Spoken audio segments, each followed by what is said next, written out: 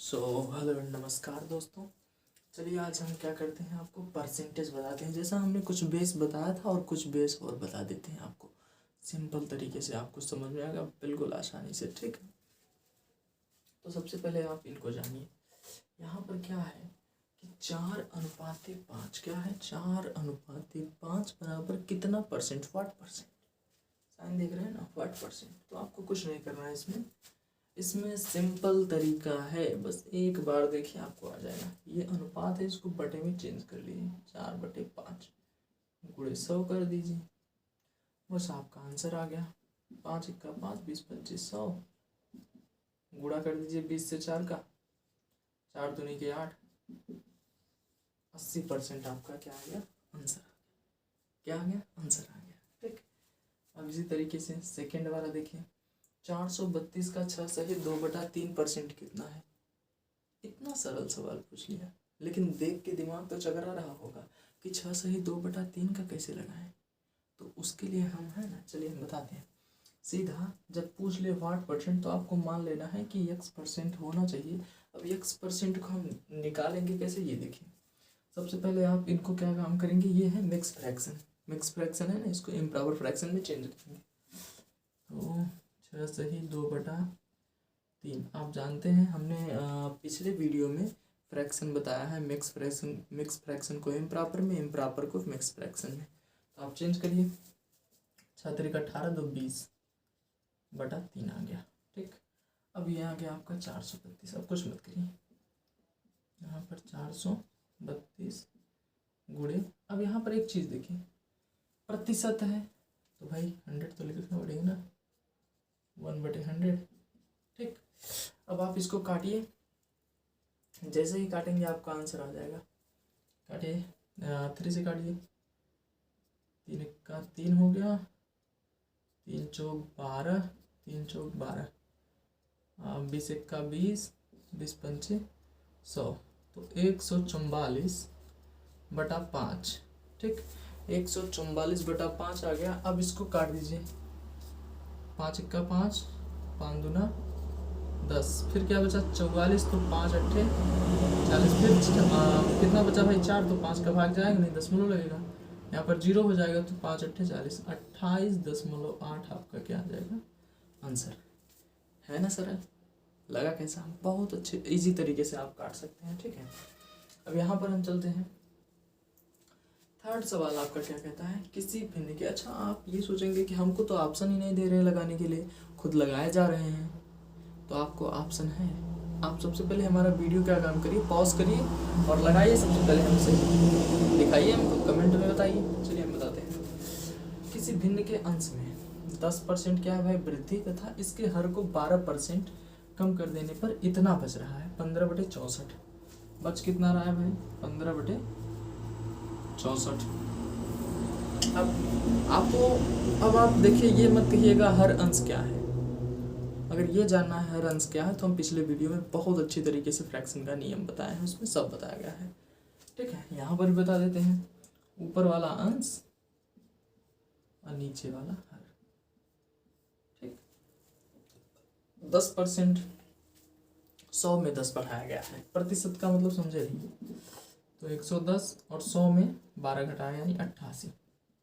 कुछ मत करिए, आप इनका रेसिप्रोकल करके मल्टीप्लाई कर दीजिए, आंसर आ गया। पूछे कैसे, देखिए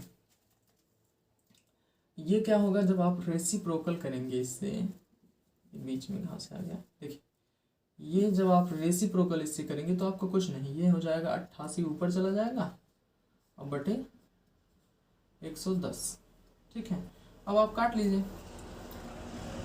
15 15 हो गया, 5 दूना 10, 5 दूना 10। ठीक है, 8 अट्ठाईस 64, 11 अट्ठे 88, कट गया।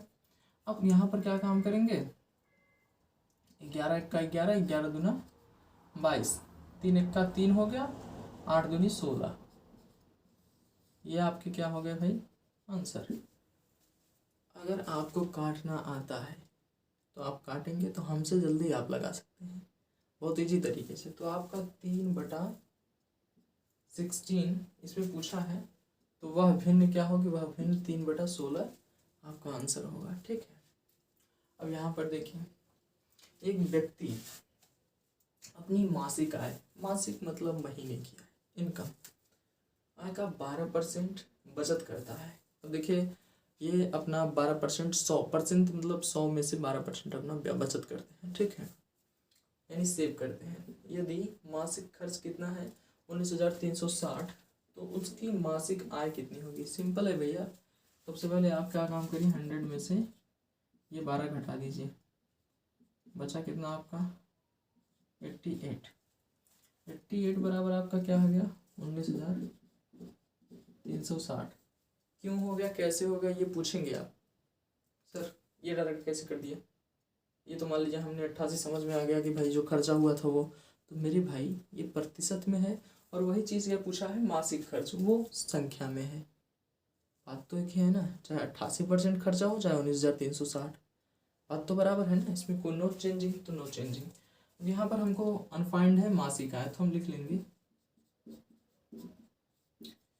मासिक।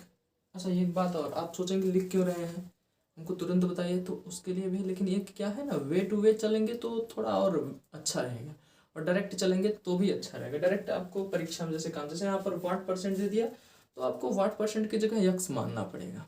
घबराइए मत कि यक्स मान रहे हैं, ये मान रहे हो, ये होता क्या है, अनफाइंड नंबर को फाइंड करने के लिए होता है, बस और कुछ नहीं है। ठीक है, देखिए हम मान भी लेते हैं और नहीं मान के भी डायरेक्ट बता देते हैं। अगर आपको नहीं मानना है तो आप सीधा यक्स लीजिए, यक्स परसेंट। ठीक, आपका आंसर आ जाएगा। लेकिन आपका अगर मानना है तो मासिक आय क्या हो गया भाई, क्या हो गया आपका यक्स।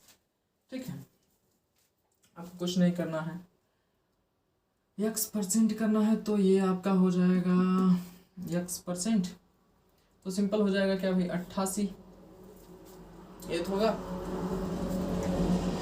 यक्स का 88%, सॉरी यक्स का 88%। तो अब आपका क्या आ जाएगा आंसर, कैसे आएगा ये आप देखिए, यक्स गुणे 88/100 बराबर 19,360। ठीक है, अब आप इसको रेसिप्रोकल करेंगे। रेसिप्रोकल का आप साइन जानते हैं, यही होता है। अब रेसिप्रोकल कैसे होगा, जो ये इक्वल है ये आपका लेफ्ट साइड में चला जाएगा, क्या ये आपका यक्स चला जाएगा। ठीक है, तो आपका यक्स बराबर हो जाएगा, यहाँ पर यक्स बराबर में ये भी लेफ्ट साइड में चला जाएगा जो राइट की तरफ है, 19,360 गुणे ये संख्या ऊपर और ये संख्या नीचे, रेसिप्रोकल में यही होता है, तो 100/88। ठीक, यहाँ पर आपको एक जगह और परेशानी होगी, वो परेशानी ये क्रिएट होती है कि जब हम काटने लगते हैं तो आप देखते ही रहते हैं। ये उन लोगों के लिए है जो जिनका गुणा भाग वीक है काटने में, तो जो भाई तेज हैं उनके लिए तो आप कमेंट करिए अगर आप कर लिए हैं, और जो वीक हैं उनको मैं फास्ट करना बताता हूँ। मैं काटता कैसे हूँ ये बताइए, ये जान लीजिए आप। सबसे पहले है क्या ना, मैं किसी चीज़ को संख्या पद्धति आपको बता चुका हूँ, नंबर्स को कैसे काटते हैं, नियम पद्धति के नियम आप पढ़ेंगे तो उसमें पूरी की पूरी बता दी गई है कि आप किस तरीके से किस संख्या को काटेंगे। उसी तरीके से हम इसमें देखें हम अगर 8 का नियम आप देखेंगे, क्या देखेंगे 8 का नियम, उसमें लिखा है कि जब दो संख्याएं, लास्ट की इकाई अंक की दो संख्या अगर 8 से कट जा रही हैं तो वो पूरी विभाजित हो जाएंगी। ये तो ठीक है, लेकिन अब ये भी काटना है तो हम यहाँ पर एक चीज़ चेक करेंगे, एक संख्या ये लेंगे, एक संख्या एक संख्या सम, एक संख्या विषम। तो अगर आप लेंगे और दोनों में से घटाएंगे, अगर 11 बच रहा है या 0 बच रहा है तो 11 से कट जाएंगे। ठीक है, अगर नहीं बच रहा है तो 11 से अभाज्य है। ठीक है, भाज्य नहीं है तब। तो हम लेकर देखते हैं, यहाँ पर एक 3 और 1 क्या हो गया 4, और 9 6 15, 15 में से 4 घटाएंगे तो 11 आएगा, तो 11 आएगा तो बात खत्म, 11 8 88 आपका कट जाएगा। अब यहाँ पर 11 दूना 22 तो कर नहीं सकते, 11 का 11 कर देंगे, यहाँ पर 8 बचेगा, यहाँ पर 83, 11 7 77 करेंगे, यहाँ पर 6 बचेगा, फिर यहाँ पर 6 11 छक्का 66, ये 0 बचा, 0 उतार दिए। अब क्या, अब तो आप कर ही सकते हो ना, बहुत आसानी से पूछे कैसे। अभी इसका मल्टीप्लाई 100 में करना है तो हो गया भाई, कट गया ये। अब 8 से इसको भाग दे दीजिए, क्योंकि 8 तो बचा था, 11 8 88, तो 8 का 8 हो गया, 8 दूनी 16, फिर बचा 8 दूनी 16 और ये 3 0। इस तरीके से आपका 22,000 क्या हो गया, आंसर आ गया। कैसा लगा ये आप बताइए। और इसी तरीके का ये भी है, आप हमसे पहले वीडियो को पॉज करिए और इसको लगाइए। चलिए हम बताते हैं। एक मेज के अंकित मूल्य में 8% कटौती करने पर इसका मूल्य 4600 है और इसका अंकित मूल्य कितना है। अब 8% आ गया, यहीं पर हम बताते हैं अगर आपको जो x% से यक्स आ जाता है, इससे अगर कई बच्चे परेशान रहते हैं, उससे परेशान नहीं होना चाहिए, उसको जूझिए, थोड़ा बहुत दिमाग लगाएंगे आ जाएगा, ठीक है। वैसे भी हम बता दे रहे हैं बहुत आसानी से एकदम। होता क्या है, ये समझ क्यों नहीं पाते बच्चे, कैसे जनरल टीचर क्या होता है ना, पढ़ाते चले जाएंगे और आप ऐसे ताकते रहेंगे। हाँ ठीक है, ये वाला ठीक है। कितनी बार पलटेंगे यार, तो एक बार ध्यान से देखिए ना। देखिए, एक मेज के अंकित मूल्य में 8% कटौती, बस 8% जब आ जाए तो 100 में से समझ लीजिए 8% गया, तो आपका आ गया 92। तुरंत ही निकाल दीजिए ना, करने पर इसका मूल्य कितना बच रहा है भाई, 4600। 8% कटौती करने पर 4600 बचा, तो बराबर क्या हो गया, 46,100, ठीक है। इसका अंकित मूल्य कितना है। अब यहाँ पर 5% आ गया, तो हम मान लेंगे कि अंकित मूल्य बराबर x%, ठीक है। ये तो मानेंगे हम, तो आप कुछ मत करिए, आप सिंपल x का 92% ले लेंगे, x का 92%, तो आप x गुणे 92/100 बराबर 4600। अब आप इसका रेसिप्रोकल करिए। रेसिप्रोकल करना हमने बता दिया है। यहाँ पर ये इक्वल इस तरफ चला जाएगा और ये दोनों संख्या चेंज हो जाएंगी, तो x बराबर 46,000 और 92 की जगह आपका आ जाएगा यहाँ पर 100/92। अब इसको आप काट लीजिए आसानी से। देखिए यहाँ पर कुछ नहीं कर रहे हैं हम, पहले 2 से काट रहे हैं, ठीक है। 50 आ गया, 46 कैसे आया आप देख लीजिए। 2 4 जा 8 होगा, फिर 12 बचेगा, 2 6 जा भाई आ जाएगा आपका 12, ठीक है। अब इसको काटिए, 25 ये काटेंगे तो 23 दूना 46, 23 आ गए। अब आप कुछ मत करिए, इसको 23 1 23, 23 दूना 46, ठीक है। तो ये हो गया, यहाँ पर 2 बचा। अब सिंपल है, यहाँ पर तो 200 हो जाएगा ना, क्योंकि एक ही तो कटा। तो सिंपल, अगर आपको यहाँ से नहीं समझ आया तो हम फिर से यहाँ बता देते हैं। ये है आपका 4600 मान लीजिए, और यहाँ पर 25/23, ये गुणा साइन का है। हमने क्या करा, 23 दूना 46, ये 2 जीरो थे, 2 जीरो यहाँ पर किए। अब गुणा 25 में ही तो करना है, तो 25 दूना आपका क्या हो जाएगा 50, 2 जीरो चले आएंगे, तो आपका 5000 क्या हो जाएगा आंसर, ठीक है। तो ये वीडियो कैसे लग रहे हैं, अगर अच्छा लग रहा है अभी तो लाइक करिए, आगे हम बताते हैं आपको, ठीक। तो चलिए अब हम कुछ इस तरीके से क्वेश्चन में चलते हैं। इस तरीके के क्वेश्चन में बहुत ज़्यादा आते हैं। अब इनमें क्या करना है आपको, पढ़िए।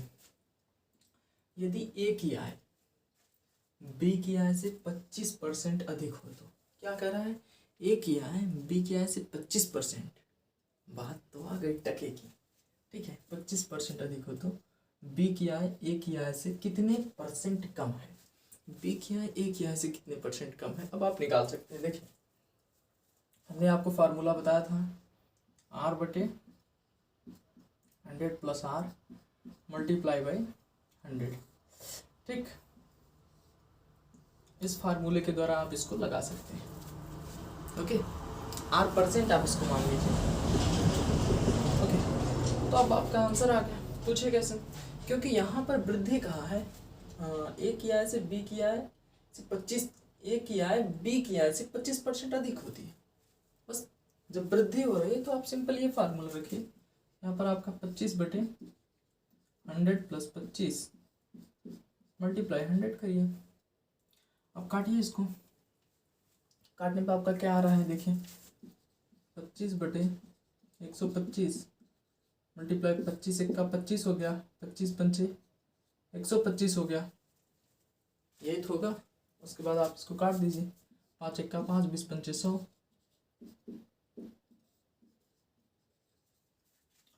कितने परसेंट कम है भाई?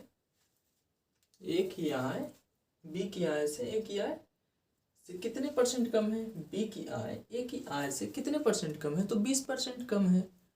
कितनी आसानी से आपका आंसर आ गया। ठीक, अब यहाँ पर सेकंड सवाल क्या है, यदि ए की आय ए की ऊंचाई, यहाँ पर आय नहीं है, ध्यान दीजिए, ए की ऊंचाई बी की ऊंचाई से क्या है 20% कम है। अगर यहाँ शुरुआत में ही देखिए, इसका आगे पीछे मत जाइए, क्वेश्चन पर मत जाइए, शुरू में ही देखिए, आप इसको फार्मूला के तौर पर रखिए, R% बराबर 100 माइनस, क्योंकि कम हो रहा है भाई, 100 माइनस R% मल्टीप्लाई बाई 100। आप इस पे इसको रख के देखिए, आपका ये निकल आएगा कि ऊंचाई से कितने परसेंट अधिक है, तो आपका ये निकल आएगा। सिंपल क्या करना है, 20/100 माइनस 20 मल्टीप्लाई बाई 100। अब आपका क्या आ जाएगा, 20/80, तो 20 का 20 20 चौका 80, ठीक है। अब मल्टीप्लाई 100 है, तो काट दीजिए इसको 4 से।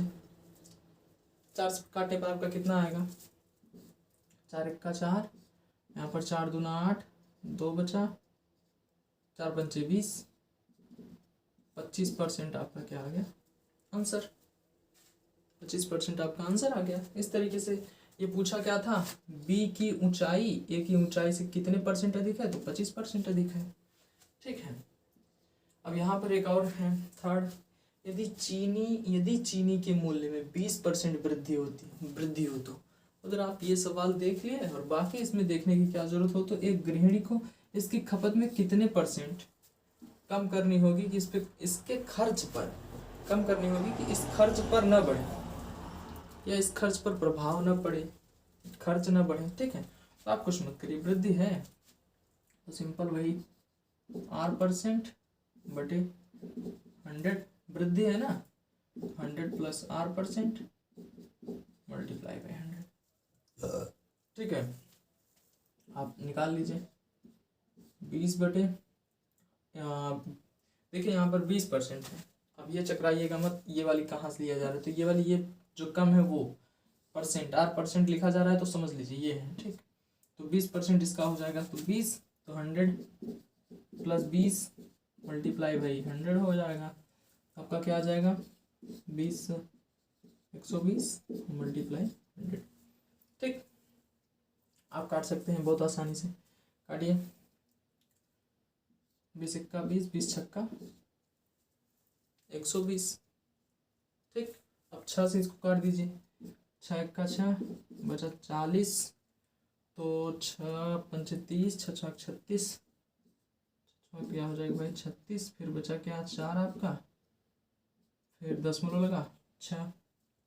या फिर आप ऐसे कर सकते हैं, जैसे यहाँ पर मान लीजिए 100/6 है ना, तो इसको काट सकते हैं, 6 1 का 6 कर सकते हैं, फिर 6 6 का 36, यही तो आ रहा है ना, 6 6 का 36, तो 16। उसके बाद बचेगा आपका क्या भाई 4 बचेगा, तो 4/6 लिख सकते हैं, या फिर इसको और काट दीजिए 2, यहाँ पर 3, तो 16 सही 2/3 आपका आंसर हो जाएगा।